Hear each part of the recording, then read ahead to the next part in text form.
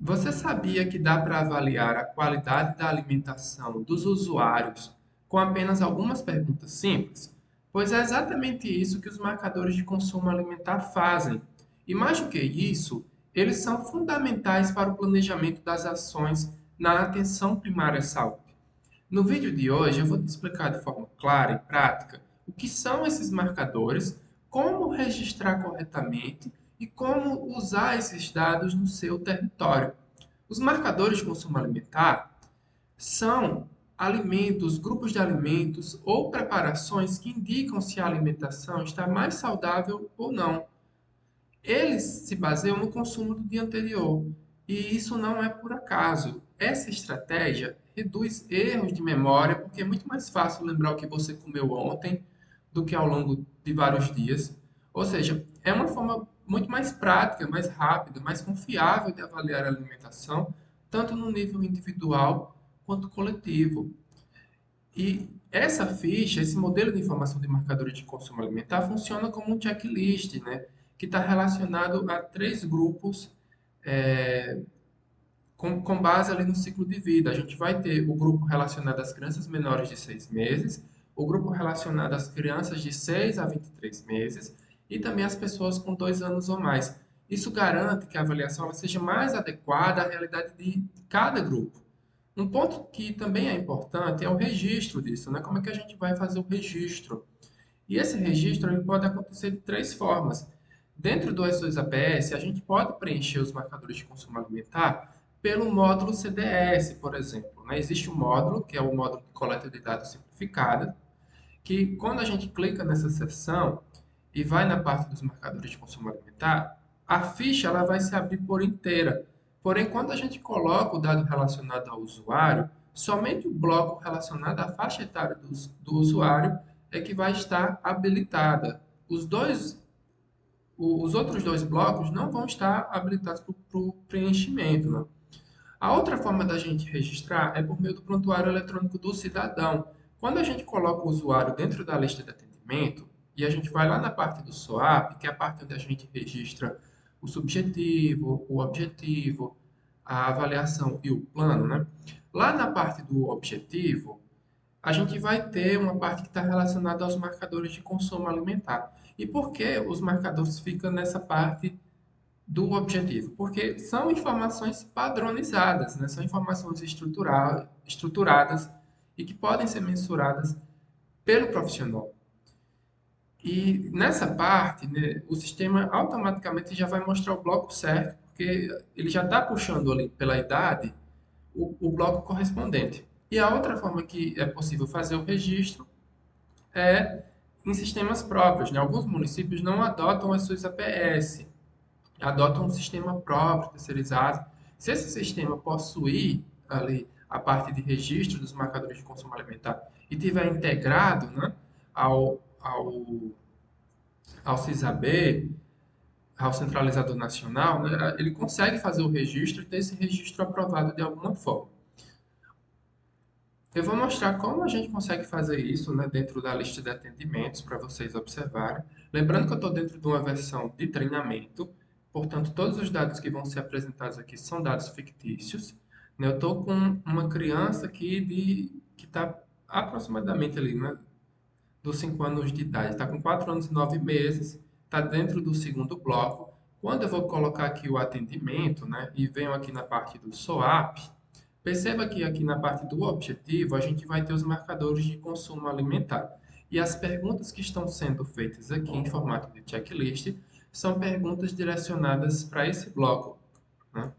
A gente vai ter as crianças com 2 anos ou mais, adolescentes, adultos, gestantes e pessoas idosas. Eu falei que era o segundo bloco, na verdade é o terceiro bloco, porque o primeiro ele está relacionado aos menores de 6 meses de idade, o segundo está na faixa ali dos 6 aos 2 anos de idade, e acima disso, né, 2 anos ou mais, a gente entra no terceiro bloco, né? Aonde tem círculo, são perguntas que a gente só consegue selecionar uma opção, né? Por exemplo, você tem costume de realizar as refeições assistindo a TV, mexendo no computador e no celular? A gente só consegue selecionar uma opção.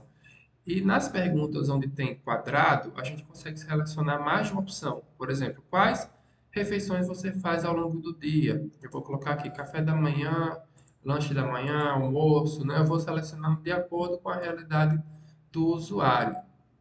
E depois que a gente faz o preenchimento e faz aqui o preenchimento do swap por inteiro, né, a gente consegue estar finalizando o atendimento individual. A outra forma, como eu falei para vocês, aqui na parte do CDS, quando a gente clica aqui em marcadores de consumo alimentar e depois clica em adicionar para liberar a ficha, a gente consegue visualizar a ficha por completo, né? Mas perceba que toda a ficha está desabilitada. Somente quando a gente preenche os dados relacionados ao usuário é que o bloco correspondente ele vai ser liberado, né? Então a gente vai ter aqui as crianças menores de 6 meses, as crianças de 6 a 23 meses, né? Ou seja, que está ali acima de 6 meses e abaixo de 2 anos de idade.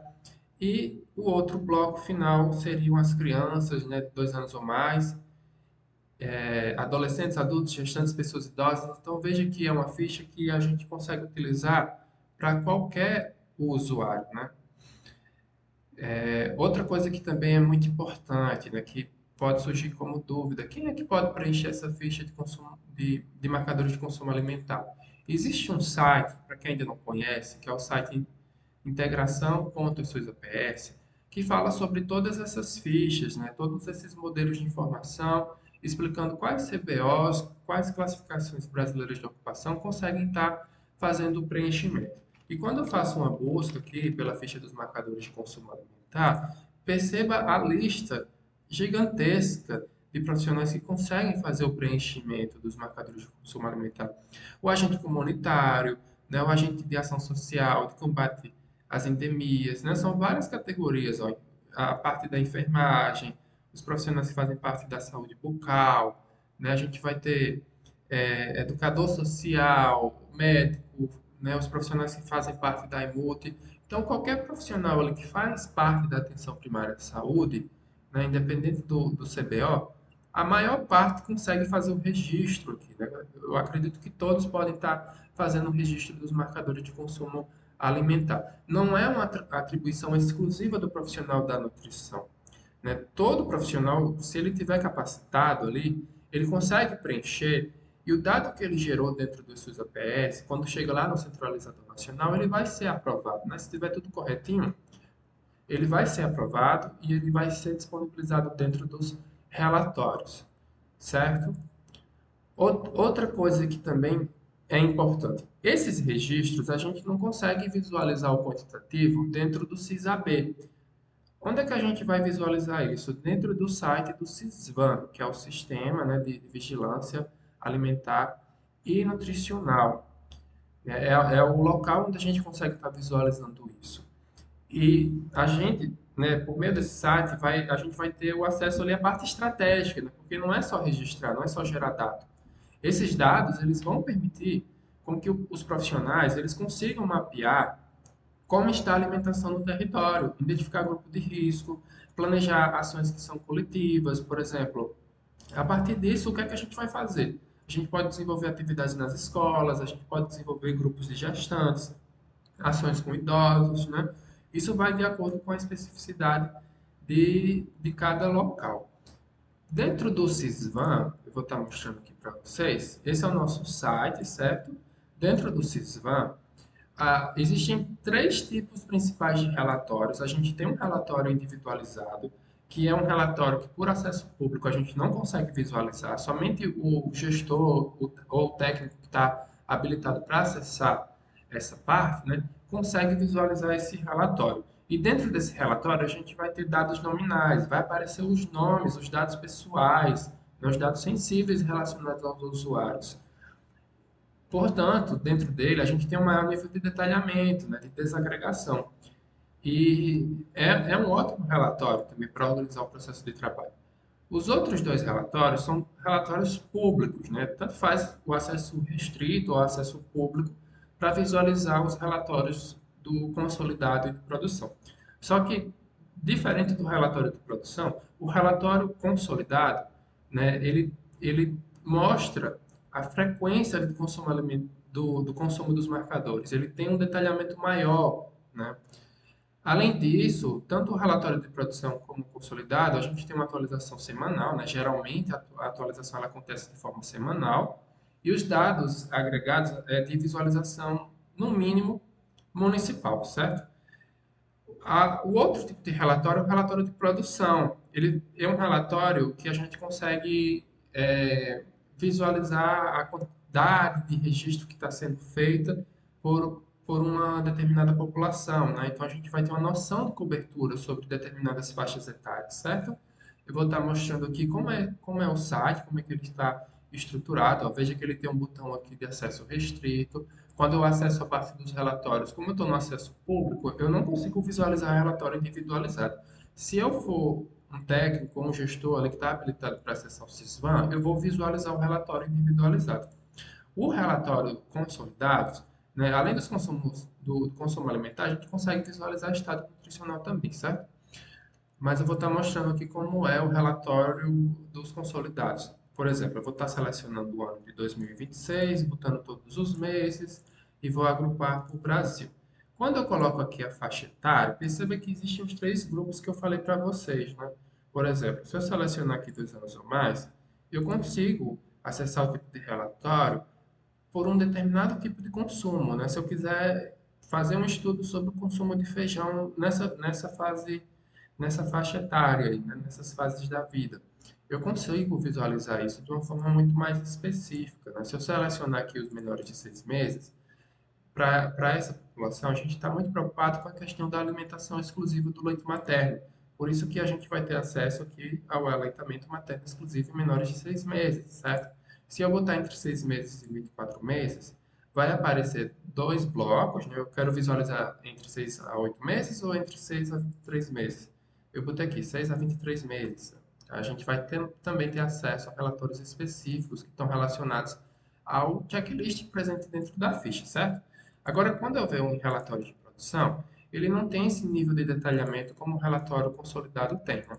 Se eu botar aqui o relatório de cobertura, botar o ano de 2026, eu vou selecionar todos os meses e vou agrupar para o Brasil, o que eu consigo visualizar aqui é se esse registro está sendo feito lá no SUSAPS, está sendo feito aqui dentro do Sysvan ou pelos dois. Eu vou colocar pelos dois, vou marcar aqui que eu não sou um robô e vou gerar a tabela para vocês visualizarem isso, certo? Enquanto carrega, eu quero mostrar aqui o CISAB. Dentro do CISAB, os relatórios que estão relacionados aos marcadores de consumo alimentar, eles não são disponibilizados nesse bloco aqui de saúde e produção, né? Embora faça parte ali dos atendimentos individuais, a gente não consegue visualizar os marcadores de consumo alimentar aqui dentro. Porém, dentro do relatório de validação, né?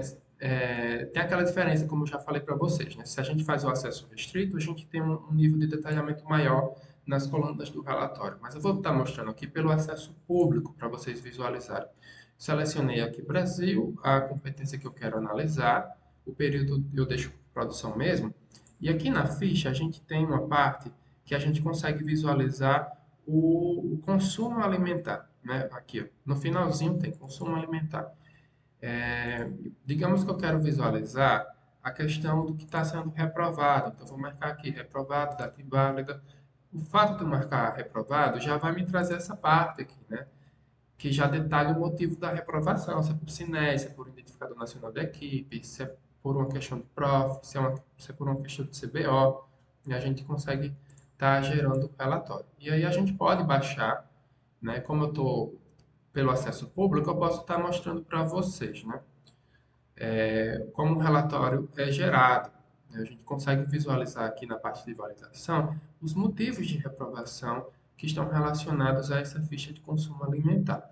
Pronto, o relatório ele já foi atualizado. Perceba que ele gera colunas, né? Que a gente consegue visualizar por menores de 2 anos, por menores de 2 a 4 anos, né? Tem várias faixas etárias aqui dentro do relatório e a gente consegue visualizar a cobertura do que está sendo feito.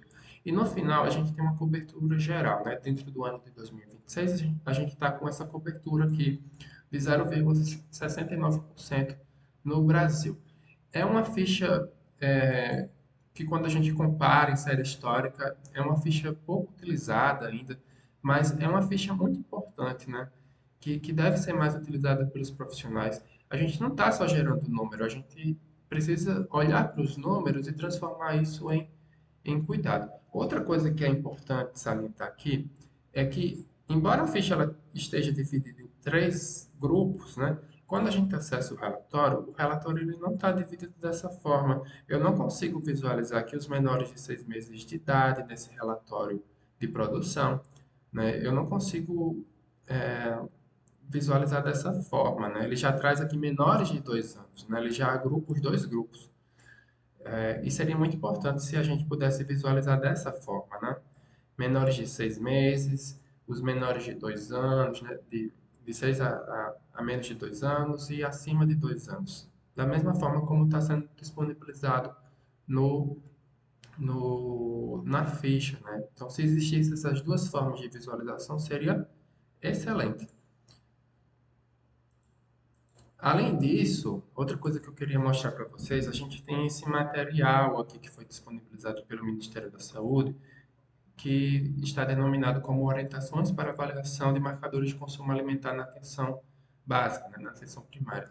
Então, é um material importante que os profissionais podem estudar, né, criar grupo de estudo sobre isso, de como a gente pode estar melhorando a nossa prática, né, o nosso trabalho relacionado a essa vigilância alimentar, né? Isso aqui é muito importante também, existir esse estudo, né, trazer esse material como ferramenta ali de educação permanente em saúde, né, para as equipes, certo?